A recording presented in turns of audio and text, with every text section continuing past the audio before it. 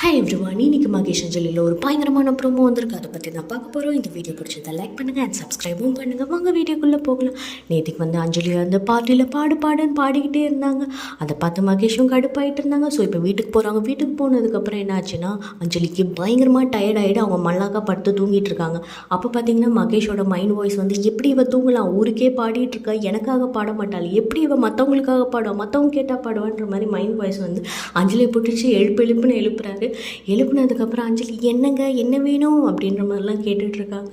இல்லைம்மா, நீ பாடினி ஒரு பாட்டு, அது ரொம்ப அருமையாக இருந்தது, இப்போ பாட முடியுமான்னு. அட போங்க, நான் காத்தால் பாடுறேன் அப்படின்ற மாதிரி அவங்க சொல்கிறாங்க. பட் மகேஷ் விடலை, முடியாது, நீ பாடி தான் ஆகணும் அப்படின்ற மாதிரி அவர் கொஞ்சம் லைட்டாக மிரட்டுறாரு.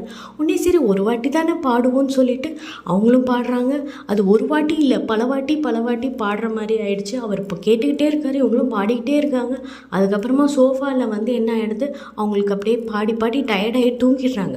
தூங்கின கையோடு வந்து பார்த்திங்கன்னா இவர் வந்து அவங்க தூங்கிட்டாங்கன்னு சொல்லிட்டு அவர் ஒரு பாட்டு பாடி தாலாட்டு பாடி தூங்க வச்சிடுறாங்க. இதோட வந்து காத்தால வந்து எந்திரிக்கிறாங்க. காத்தால என் சொல்லி அஞ்சலி தொண்டை கட்டி ஒரு மாதிரி ஆயிடுச்சு.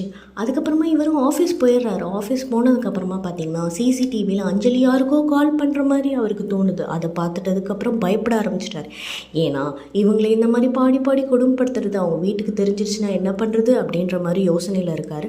ஸோ வீட்டுக்கு வேகமாக வந்துடுறாரு. வந்ததுக்கப்புறம் என்ன அஞ்சலி எப்படி இருக்க, இப்போ பரவாயில்லையா அப்படின்ற மாதிரிலாம் கேட்டுட்டு பரவாயில்லைங்க. என்ன உங்கள் அம்மாக்கிட்ட ஏதாவது பேசுனியா? பேசுனாங்கன்னொடனே அவருக்கு பகீர்னு ஆயிடுச்சு. ஐயோ நம்ம பண்ண கொடுமையெல்லாம் சொல்லிடுவாங்களோ அப்படின்ற மாதிரி ஆகுது. பட் அவங்க வந்து என்ன சொன்னாங்க, ஆமாங்க பேசினேன், இந்த மாதிரி எனக்கு தொண்டை சரியில்லை அப்படின்ற மாதிரி நான் சொன்னேன். ஏன்னா பார்ட்டியில் வந்து நான் வந்து நிறைய கூல்ட்ரிங்க்ஸ் அப்படி இப்படிலாம் குடிச்சிட்டேன் அப்படின்ற மாதிரி சொல்லிட்டாங்க. ஸோ அவருக்கு அப்போ தான் வந்து உயிரே வந்தது. ஸோ இவன் நடந்த விஷயத்த சொல்லவே இல்லை அப்படின்ற மாதிரி. ஸோ அதுக்கப்புறமா என்ன நடக்குது அப்புறமா பார்க்கலாம். இந்த வீடியோ பிடிச்சிருந்தா லைக் பண்ணுங்கள் அண்ட் சப்ஸ்கிரைபும் பண்ணுங்கள். தேங்க்யூ ஃபார் வாட்சிங்.